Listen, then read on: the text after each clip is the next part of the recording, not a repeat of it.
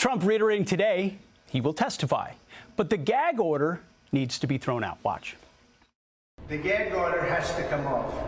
People are allowed to speak about me, and I have a gag order, just to show you how much more unfair it is. They've taken away my constitutional rights to speak, and that includes speaking to you. I have a lot to say to you, and I'm not allowed to say it. Everyone else can say whatever they want about me. They can say anything they want. They can continue to make up lies and everything else.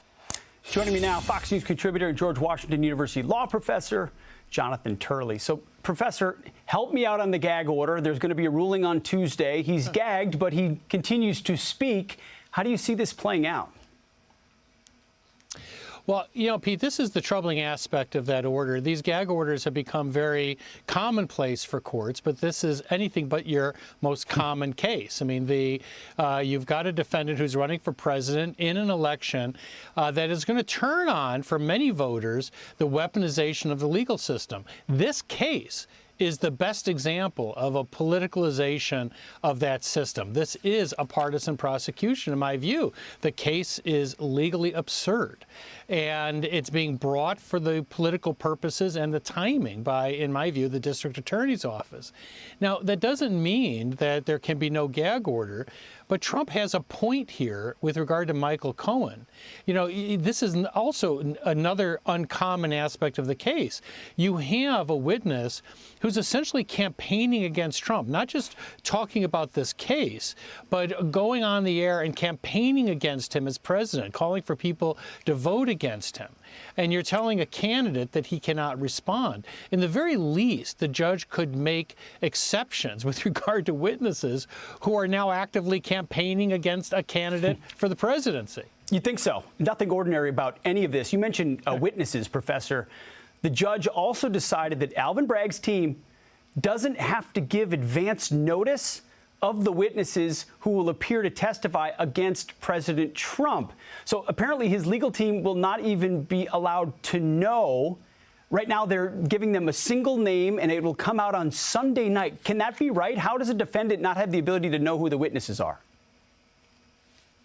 Well, judges often let prosecutors, in my view, hold the names back to the very last minute. I'm a criminal defense attorney, and it drives me crazy. But I've not seen anything like this, because what the prosecutor said was, because we think he's violating the gag order, we're not going to give him other names. Well, that's not one of the sanctions for violating the gag order. You can seek $1,000 a violation. You could even seek jail time.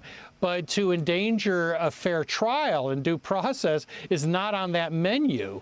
And in my view, this is a case where the judge could have said, now, come on, we're going to deal with that contempt, and I just might rule against the defendant.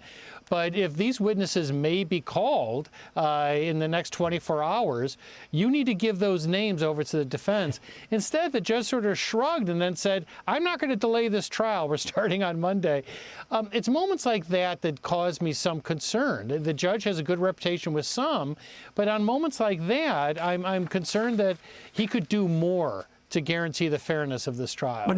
You think? I mean, the Trump team doesn't get to know what the charges are specifically, many of which are past the statute of limitations. Now, who the witnesses are, and he can't talk. By the way, the president said, he reiterated today that he plans to testify. Real quick, do you think he will, and is that a good idea? Most defense attorneys would crawl into a fetal position to have their clients testify in a case like this. But I wouldn't put it past Donald Trump. He tends to rush in. But also, I think that he wants to make his case directly to the jury. It'll depend on Monday and what the judge excludes from the prosecutors for cross-examination. Interesting. We'll be watching. Professor, thank you for your breakdown.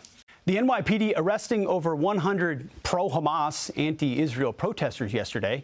As more protests continue tonight, CB Cotton joins us now from Columbia University with the latest. CB. Hi, good evening, Pete. There have been protests happening both on and off campus today.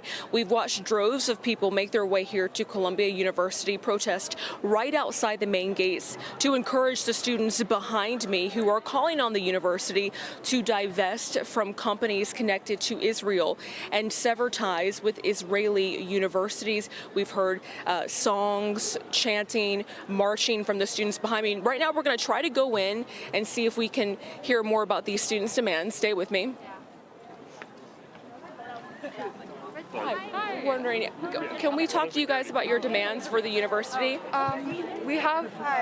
Would you mind? We have like a media team if you're interested in talking to people. Can we speak with that media team? Would you mind stopping recording for a second? Well, Be okay. well, I see there are other cameras here. I know. So if you would mind stopping recording, then we can connect you with our media team. Okay, well, we just want to talk to you all about your demands for the university. And we understand We know that. that we're with Fox News. Fox News? Yes, that's correct. Okay. Yeah, we do have a press team. We have a press team. If you would mind stopping recording, I can direct you to them. Yes. But you have to stop recording first. Yeah. Okay, so you guys do not want to speak with us? No. Okay. No, we can direct you to a press team. Okay. We'll speak to you. Okay, well, we will reach out to the university. We were invited by the Columbia Journalism School. They told us we could come in with our camera to talk with you guys, to talk to protesters, and so that is why we are here. We do see other cameras inside. Never talked to us now, so that's, I don't know why they would say on behalf of the students that we would speak to. Okay, well, the journalism school told us they value the free press. They said we were welcome to come in and speak with students in what's being called a liberated zone, so that's why we're here. And I will totally have this conversation with you. I would appreciate if you respect. Just walk away for a second and we'll text. Okay, well, Pete, there you have it. We tried to go in, we tried to speak with some of the students, but they don't want to speak with us. And they're very selective about who they allow into this liberated zone. There are other cameras in there right now. We can see those cameras, but again, our camera is not allowed in. Pete, back to you. CB, good on you for going in there. It's fascinating. So you're a journalist. They're covering something they're trying to get attention for, yet they are covering their faces and won't answer your questions. Do you think that, why do you think that is? Well, I think, Pete, we're going to ask some tough questions that we're hearing from other students in the student body, from Jewish students and from other students who perhaps don't have particularly strong views about what's going on in the Middle East, but they feel that this ongoing protest is a distraction to the campus, it's disrupting the campus. And so I think they're aware that we're going to ask them some tough questions. But again, we also want to hear their side, too. Clearly, they don't want to share it with us. Yeah, if you're going to harass and disrupt, you better be prepared to answer tough questions. That's what CB Cotton is doing for us tonight at Columbia.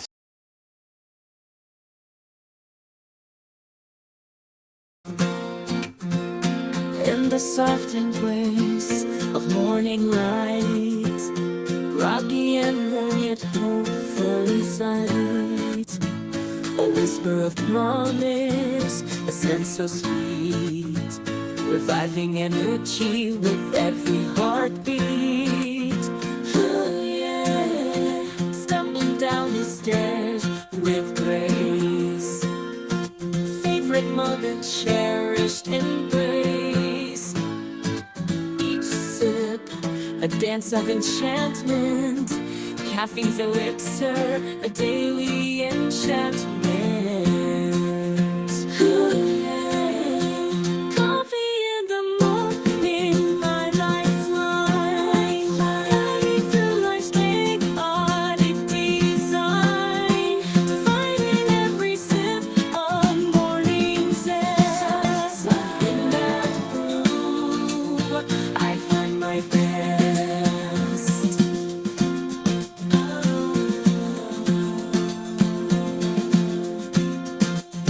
The morning sun, a gentle caress, bathing the world in warmth no less. A symphony of flavors in every pore, awakening senses, a ritual to adore. The kitchen hums a quiet tune as dreams unfold not too soon. Pouring the elixir, stories take flight. In the world of coffee, my spirit aligns. I'm uncradled, a vessel of tales.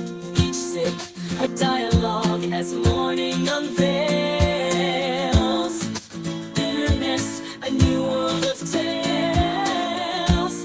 As the day unfolds, a caffeinated tale in morning symphony, where moments prevail. Coffee, my companion in the sunrise quest, in the ritual of morning, my eternal zest. The world awakens, a canvas so bright,